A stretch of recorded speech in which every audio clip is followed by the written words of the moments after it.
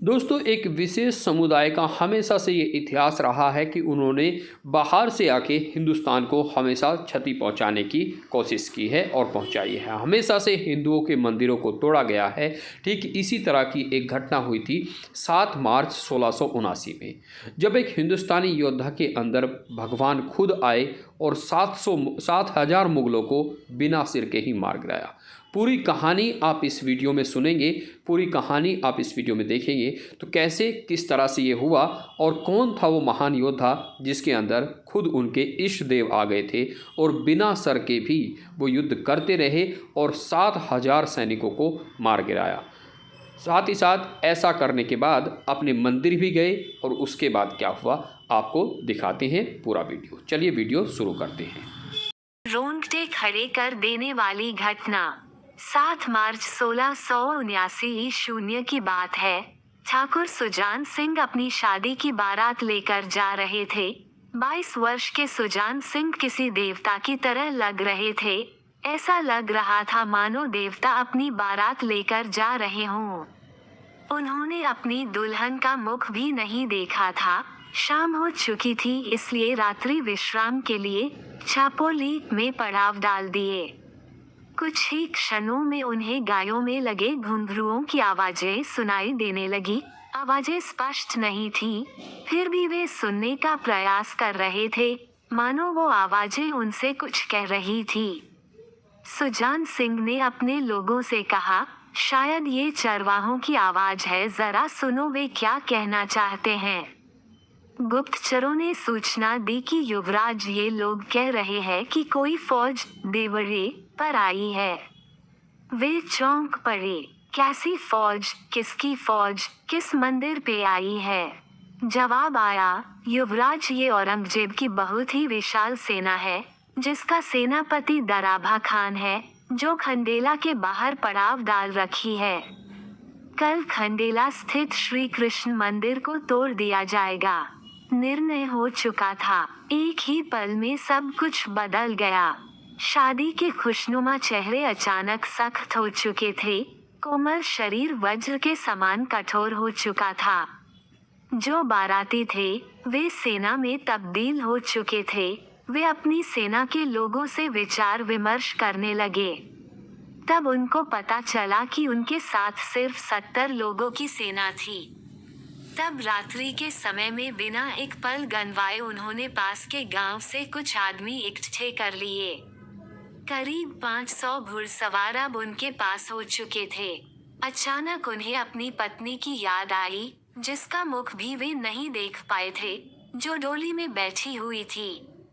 क्या बीतेगी उस पे, जिसने अपनी लाल जोड़े भी ठीक से नहीं देखी हो। वे तरह तरह के विचारों में खोए हुए थे। तभी उनके कानों में अपनी मां को दिए वचन याद आए, जिसमें उन्होंने राजपूती धर्म को ना छोड़ने का वचन दिया था। उनकी पत्नी भी सारी बातों को समझ चुकी थी। डोली की तरफ उनकी नजर गई। उनकी पत्नी मेहंदी वाली हाथों को निकालकर इशारा कर रही थी। मुख पे प्रसन्नता के भाव थे।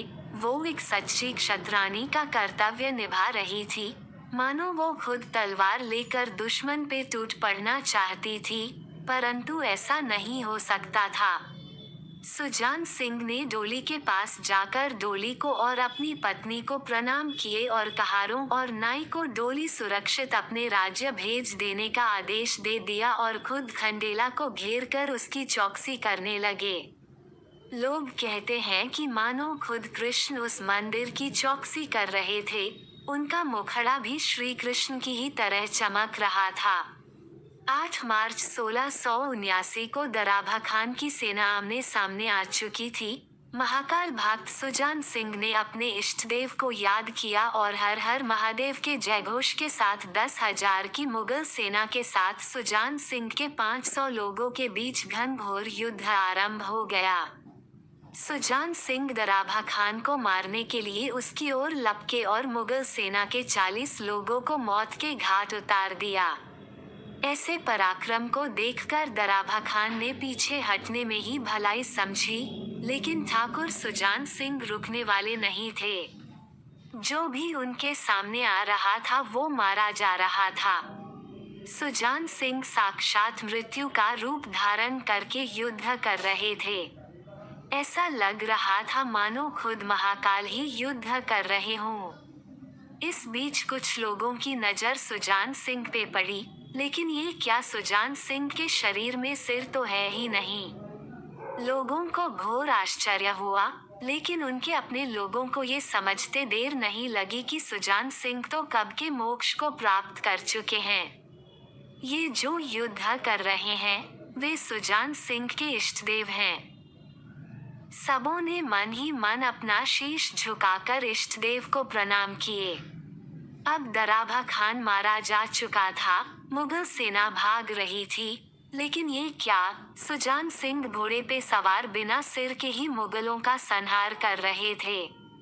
उस युद्ध भूमि में मृत्यु का ऐसा तांडव हुआ जिसका अंदाजा इसी बात से लगाया जा सकता है कि मुगलों की 7,000 सेना अकेले सुजान सिंह के हाथों मारी जा चुकी थी।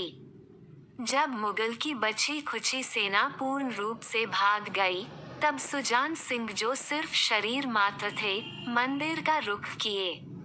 इतिहासकार कहते हैं कि देखने वालों को सुजान के शरीर से दिव्य प्रकाश का तेज निकल रहा दिख था।